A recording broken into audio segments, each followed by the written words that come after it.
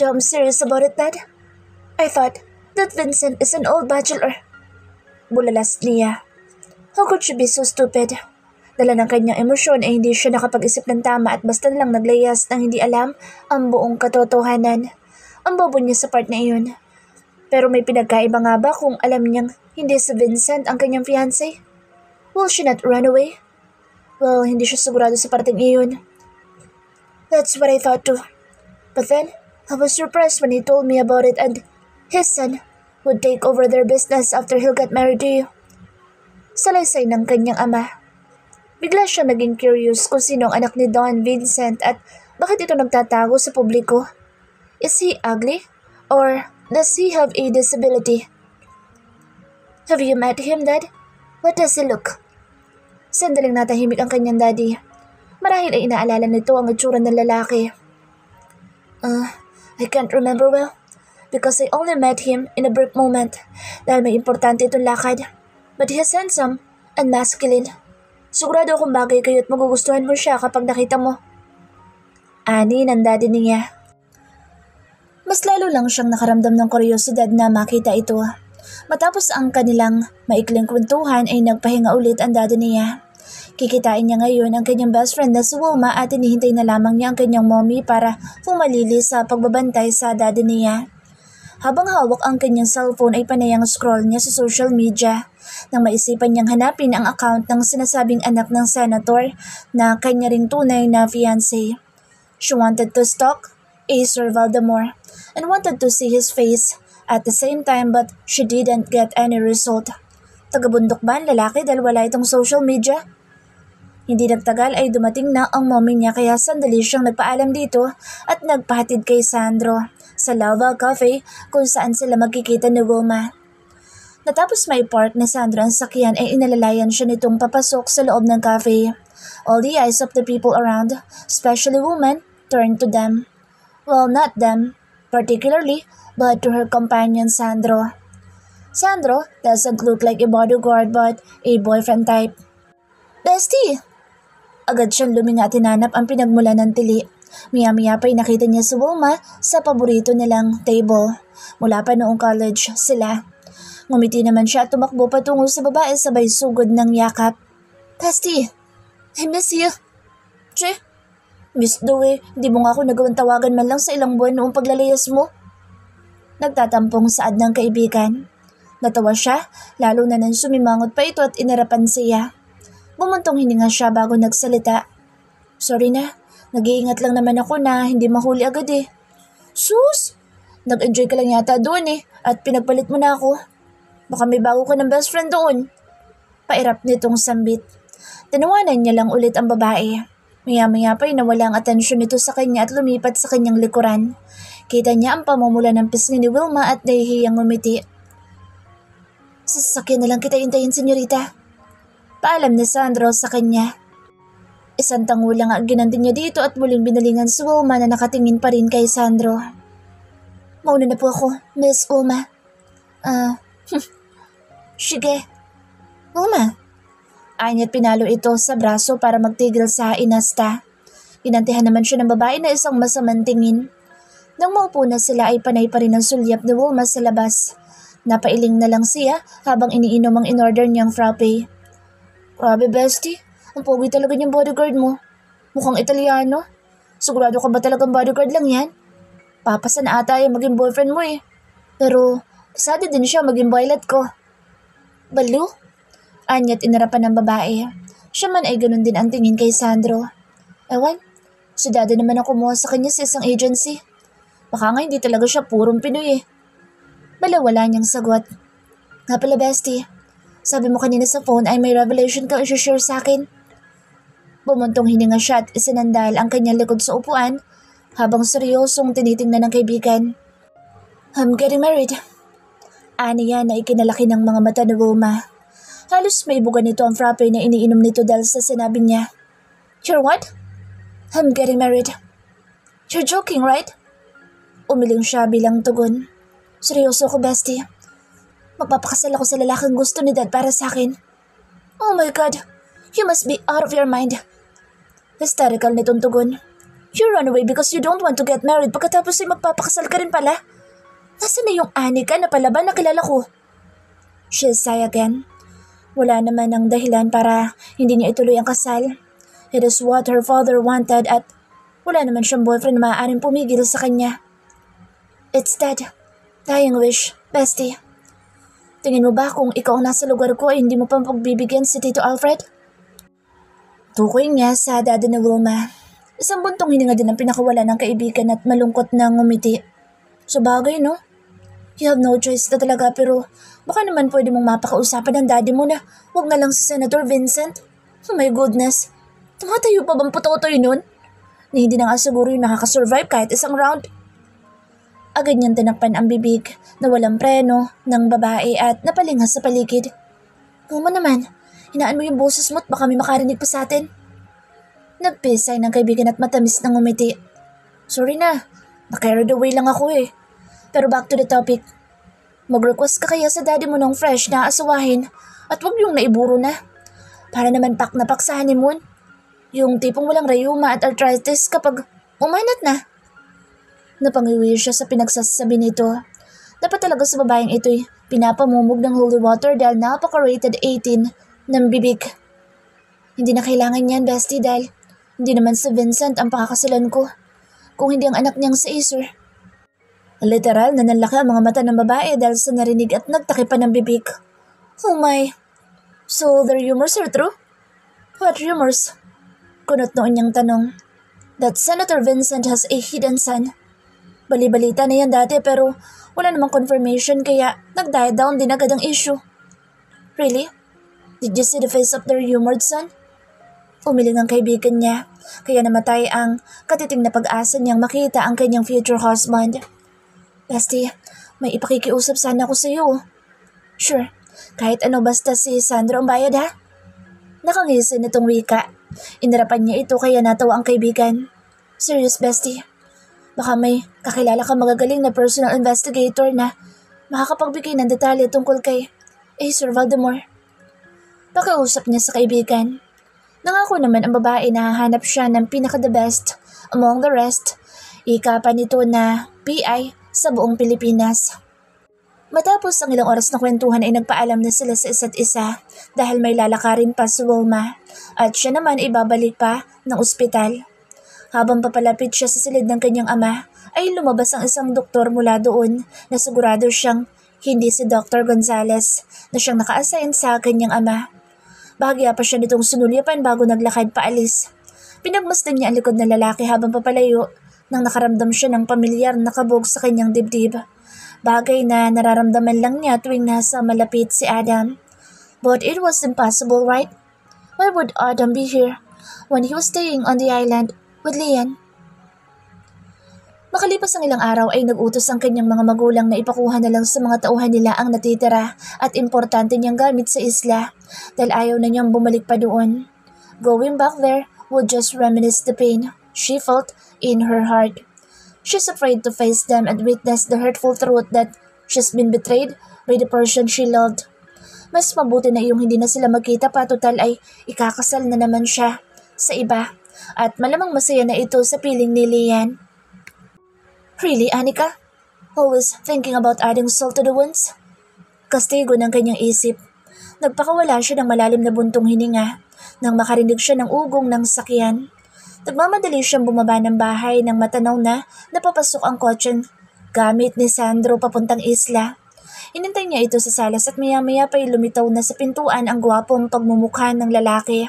Dala ang pamilyar na duffel bag na gamit niya noong naglaya siya. Kumusta, Sandro? May tao ba sa bahay na tinutuloyan ko? Bungad niya sa binata. Wala po, senyorita.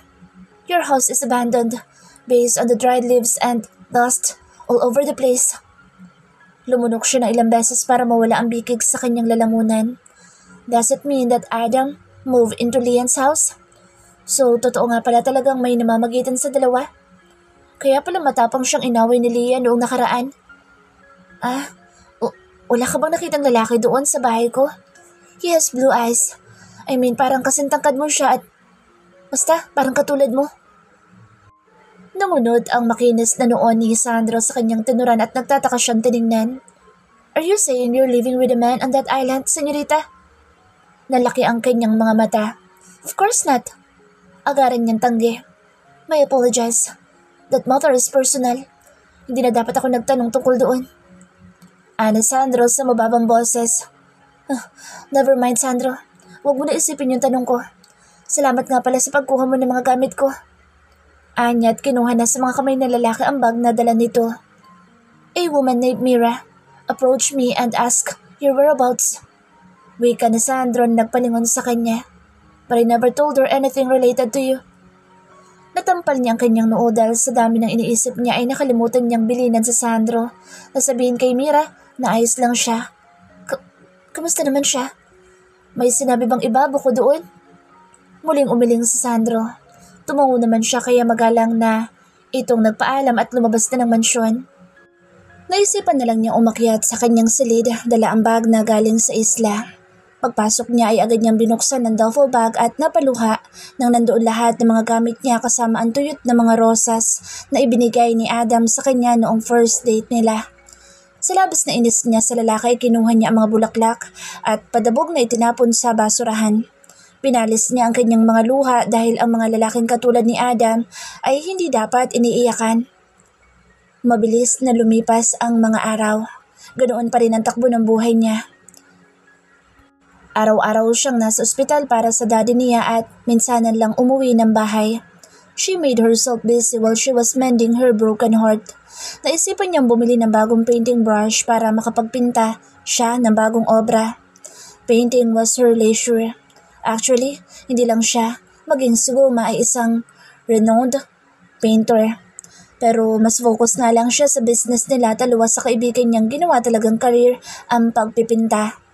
Busy siya sa pamimili ng mga gagamitin at hindi namalayan ang pagtabi ng isang babae sa kanyang tagiliran. Nanuot sa kanyang ilong ang mamahaling pabango nito. You must be Anika. Anika Castañeda. Ani ng boses na nagpalingon sa kanya. Bumunga daw isang magandang babae sa kanyang harapan. She has blonde curly hair, tall, sexy, and most of all, she's having a familiar electric blue eyes like what Adam has. A very sophisticated woman. Umangat ang kanyang kilay. She didn't have any recollection about this woman who approached her. Is she a client or something? I'm sorry pero do I know you? Alanganin niyang sambit. I guess not. Tugon ng babae at inilipat ang tingin sa mga paintbrush na nasa kanilang harapan. But I know you a lot. Kinunutan niya ng noo ang babae. What is this woman up to? Umayo siya ng tayo at nakahalukip-kip na hinarap ang estranghero. And what do you mean by that? You were Acer's fiancé, am I right? Curiosity overgrown in her system of how she directly pronounced her fiancé's name. Nang hindi siya sumagot ay bumaling ang tingin ng babae sa kanya. Her eyes are somewhat sad or envious. She wasn't that sure, but it was something like that. How lucky you are, marrying the senator's son. Anito na puno ng pait ang boses. Nagpakawala siya ng malalim na hininga. Was this woman his ex-girlfriend kaya ganito ko makapagsalita? How do you know all of this? Are you stalking us? Because, as far as I remembered, the wedding was not officially announced to the public yet. Tapos alam mo na? How do you know? How do you know, Acer? Sunod-sunod niyang tanong. Sarkastiko itong ngumiti sa kawalan. I know Acer more than anyone else in this world. Miss Castañeda. You're his ex-girlfriend? She uttered. No, because we didn't break up, and I am here to tell you to back off from the wedding, Miss Castañeda. Ano to sa malamig na boses. Ang kaninang malungkot nitong mga mata ay napalitan ng puot. Tumalim din ang tingin ng babae sa kanya kaya bahagya din siyang nainis. Look, miss, I don't know you, so why would I follow what you want? And if ever the two of you didn't break up, then why don't you ask him, instead of me, to back out from that wedding? Nayayamot niyang tanong. Di naman pala sila nag-break, bakit siyang kinakausap nito? If that man really loves her, ay ipaglalaban siya kahit sino pa man yan. At isa pa, si Vincent ang lumapit at nakiusap sa daddy niya. It's not the other way around. I'm warning you, Miss Castañeda. Back off from the wedding, or you will spend the rest of your life in the pit of hell. Bagya pang napalingon sa kanila ang ilang tao sa loob ng mall. This woman is really pissing her off big time. Alam mo, I have no time for this petty conversation with you. And most of all, I don't like arguing with you just because of that man who has no balls to begin with. At kung wala kang ibang sasabihin bukod dyan, ay aalis na ako. Tinalikuran niya ito at akmang aalis na bigla nitong habulutin ang kanyang braso. Saka siya hinawakan ng mahigpit. Halos bumauna sa kanyang braso ang mahaba nitong mga kuko. You'll regret this, Miss Castañeda. I'm already warning you. Pinantayan niya ng talim ang mga mata nito at pilit na kinakalas ang mga kamay nito sa kanyang braso. Get lost and go to hell first. Anya sa nagangalit ng ngipin sa katuluyang tinalikuran ang babae. Dahil nasira na ang kanyang mood ay napagpasyahan na lamang niyang umuwi nang walang nabili. Kasalukuyan siya nagmamaneho ng kanyang sakyan pauwi ng mansyon nang mamataan ng isang itim na kotse na kanina pa nakabuntot sa kanya. May inasikaso ang mommy niya kasama si Sandro, kaya mag-isa lamang siya ngayon. Fear began to creep dahil kahit anong iwas niya ay nakasunod pa rin ito, even when she tried to accelerate her speed. Oh my God! Baka ito yung babae kanina sa mall? Gosh, is she crazy? Psycho? Naiiyak niyang kausap sa sarili. Lumubog ang kanyang pakiramdam ng matanaw na malapit na siya sa kanilang mansyon. Nang tiningnan niya sa rearview mirror ay nandoon pa rin ang sakyan. Ngayon ay sigurado na siya ang pakay nito dahil wala namang ibang bahay doon maliban sa kanila. Ilang busina ang pinakawalan niya para mabilis siyang pagbuksan ng gate. Nang makapasok sa loob ay agad siyang lumabas ng sakyan at patakbong pumasok sa loob ng kabahayan. Nang makasalubong niya ang kanyang mommy Feliz. Mom! Somebody's following me! What? What do you mean, anak? Somebody's telling my car. There is a black car behind me, mommy! Hysterical niyang sambit. Agad naman lumabas ng bahay Sandro at maya-maya pa'y bumalik. I don't see anyone suspicious, senyorita. But I'll check the CCTV footage around. Saan na Sandro? Tumango naman siya. Inalayan siya ng kanyang mommy. Papasok at binigyan ng tubig para kumalma. Are you really sure about what you said, Anika? Baka mamaya niyan ay maling akala mo lang pala. Sabi ng mommy niya. I'm really sure of it, mommy. That car is really following me mula nang umalis ako ng mall. Giit niya. Matapos ng ilang sandali ay bumalik ulit si Sandro, subalit mas lalo siyang nagtaka nang sinabi nito na walang itim na sasakyan na nakabuntod sa akin niya. That's very impossible. Hindi siya tanga at hindi rin nag-hallucinate lang. How come that nothing was captured in the CCTV? It's been hours since Acer entered the club where he used to have fun in the past. As usual, lots of alluring women are ogling on their side, but unlike before, he wasn't interested in any of them because there is only one woman he wanted for now, and this is unusual. He loathes these feelings, so asked that woman. Funny that he came to the island for revenge for how that woman broke his ego when she escaped their supposed-to-be wedding. But he was left out once again. Anika left him without a word, and now she's marrying to someone she doesn't know that made the situation really fuck up. To Acer? Mula sa pagkakatitig sa shot glass ay napalingon siya sa nagsasalita. It was Rain. Kasalukuyan silang nasa Club Inferno na pag-aari din ng isa sa mga kaibigan nila. What did you say? Pasigaw niya sabi dahil sa lakas ng musika sa loob. Kate Petrova is in the country, bud. Rain. Napakunot na siya. Both families agreed to stay away from each other until the election was over. Hindi pa nga nagsisimula ang election ay nandito na si Kate. Ano bang ginagawa ng babaeng yun dito? Won't you ask? How did I know?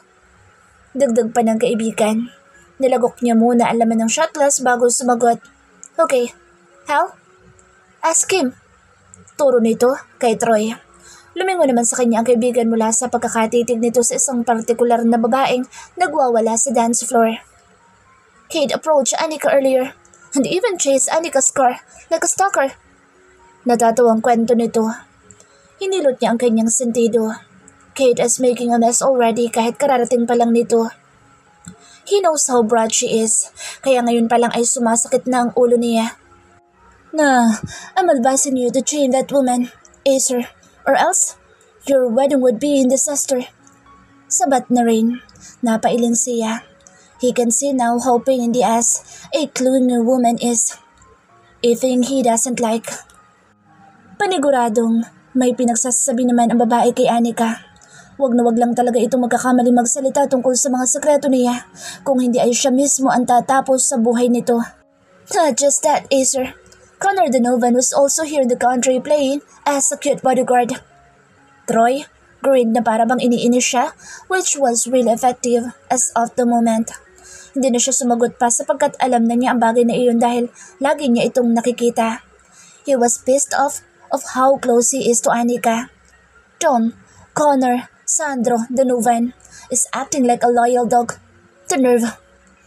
Naiinis siyang tumayo at nagpaalam ng uuwi but then after he got out of the club ay siya din paglitaw ni Connor papasok. Agad niya itong sinunggaba na isang malakas na suntok at dahil hindi nito inaasahan ang kanyang ginawa ay bumulagta ito sa semento pero agad ding nakabangon at gumanti. Napangisi siya. Now that this man is here, ay dito niya ipinalalabas lahat ng frustration niya. Ilang sandali na silang nagbubuno pero walang nagtangkang umawat sa kanila. Nagpakawala siya ng ilang malalakas na sipa at suntok. Ganoon din maging si Connor. Nang makakita siya ng pagkakataon, sinipan niya ang likuran ni Connor dahilan para bumagsak ang katawan nito sa hood ng sakyan. Damn you, Donovan! Didn't I tell you to stay away from my territory? Nagigigil niya sambit habang pilit na sinasakal ang leeg nito gamit ang kanyang braso. Nang makabuelo ang lalaki, ipinilipit nito ang kanyang kamay saka siya ibinalya sa sasakyan. Aminin man niya o hindi, Connor was a good fighter too. Since when did I listen to you? Voldemort, you can dictate me, you bastard! Anito at hinigpitan pa ang pagkakaipit sa kanya. He slumped his back head onto Connor's forehead to lighten his grip. Napatras ang lalaki at nakita niya ang pagdugo ng ilong nito pero nakangisi pa rin ang loko. You're really testing my patience, huh? I'll make sure you'll get fired in an instant, Donovan. Tumawa na nakakaloko ang lalaki sa itinuran niya. Why? What will you do, Voldemort? You'll tell her who am I? So you'll get exposed to? Should we have an early exchange of gifts ahead of Christmas? Mas lalo nag-alab ang kanyang galit sa binata.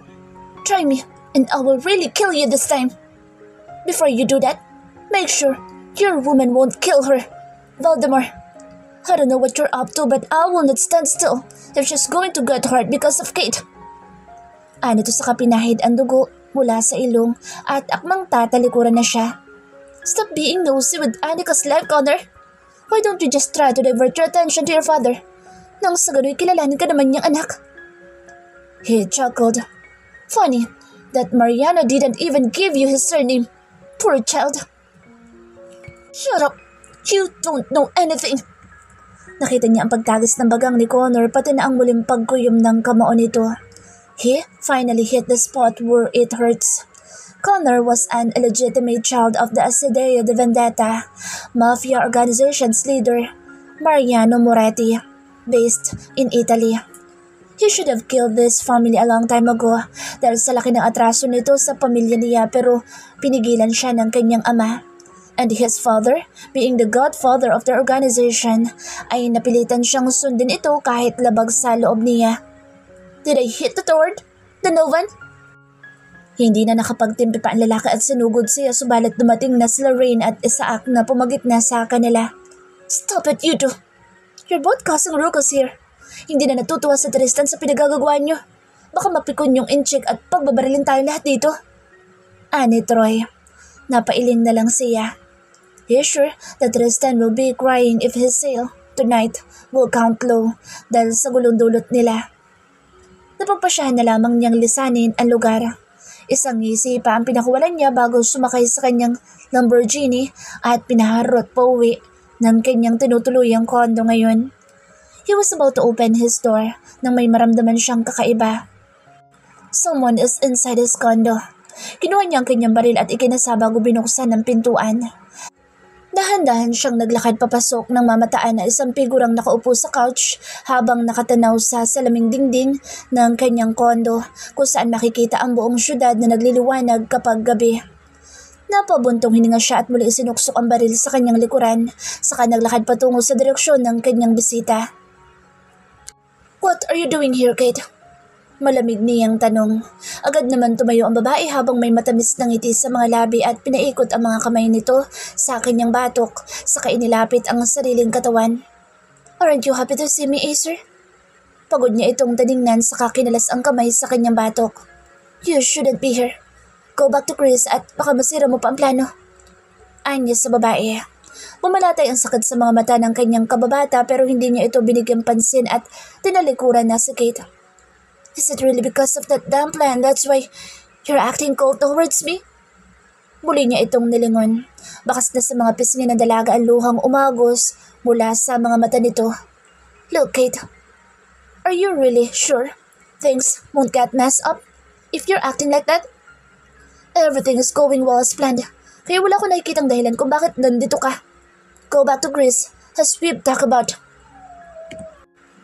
Do you really think I am that dumb not to notice what was going on?" Sarkastiko nitong tanong. Naiiling na lang siya, tinalikuran ulit ang babae. "You like her, don't you?" Tanong nito na nagpahinto sa kanya. "You think I won't know what you did, Acer?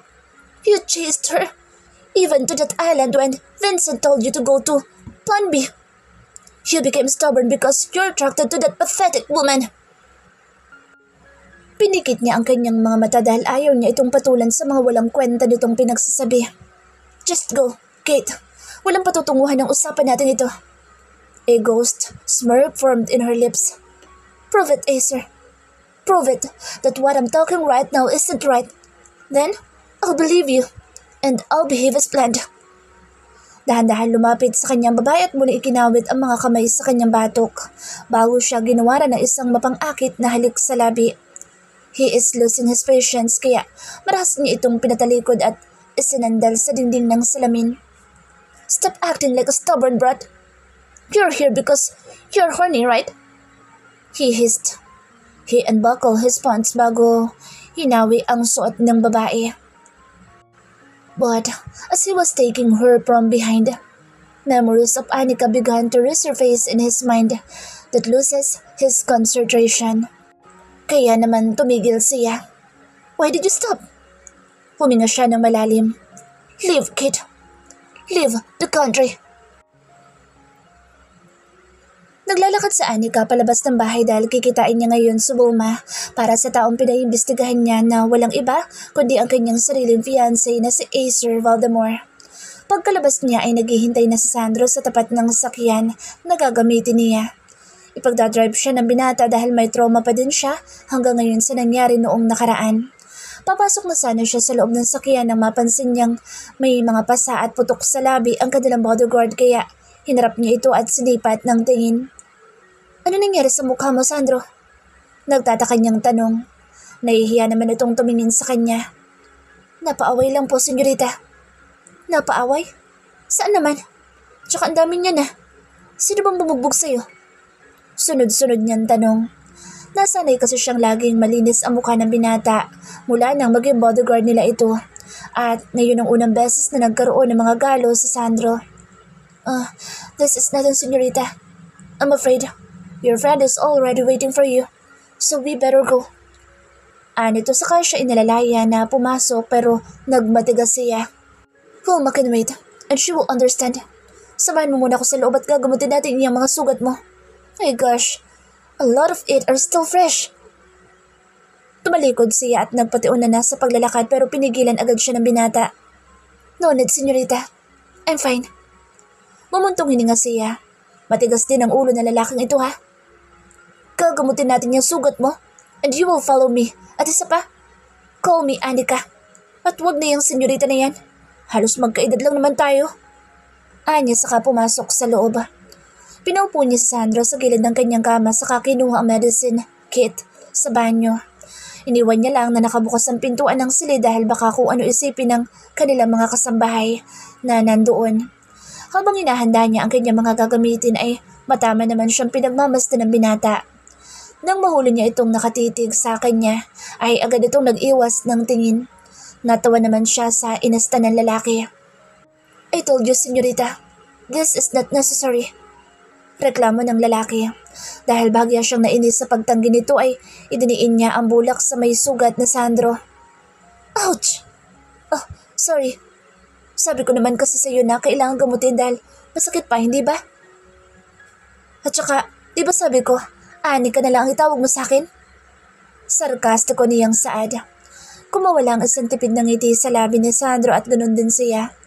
She finds him cute, though, lalo na ang bahagyang pamumula ng pisngin nito na para bang kaharap nito si Crush, kaya ganoon na lang ang reaksyon. Patapos niya itong gamutin ay saka pa sila umalis patungong Lava Cafe para kitain si Wilma. I will wait here outside. Anika. Napangiti siya. Finally, you're adjusting. I'll be out later. Bye for now, Sandro. Sinalubong siya ni Wilma at nagbeso-beso pa sila bago naupo sa paborito nilang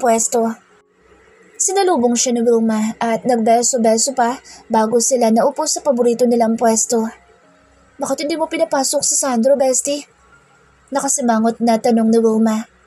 Hindi ka makakapag-concentrate kapag nandito siya eh. Natatawan niyang tugon. By the way, may nakuha ka bang information? Pag-iiba niya ng usapan. Malungkot na umiling si Wilma kaya nadismaya din siya. I really don't understand why there is no information about him. Bestie, as in, it's like he never existed at all. Kwento pa ng kaibigan. Siya man ay nagtataka din. Ano nga kaya ang rason kung bakit napaka-secretive nito na kahit mo kayo pinagdadamot ng binata? Baka drug lord yan, bes, kaya nagtatago. Pinanlakihan niya ito ng mga mata. Maghunos dili ka naman sa mga pinagsasabi mo. Kinikilabutan ako sa iyo eh. Tumawa ng malakas si Wilma sa reaksyon niya. Dahilan para mapatingin sa kanila ang ibang mga nandoon. Kasi naman, ang hirap niyang hanapin. Imagine, I pay the best PI in the country. Na intelligent na. Yummy pa para lang dyan tapos walang malang nakalap na impormasyon. Kinikilig nitong sambit. Baka naman scammer yung PI mo at dinaan ka lang sa papogi effect. Nakasimangot niyang saad. Aba, hindi ah. That is Troy Tuazon. Kaya hindi yun scammer, no? Bilyonaryo na din yun, bestie. At saka si Dada ang nag-recommend sa akin noon kaya legit pa sa legit. Pagtatanggol ni Wilma.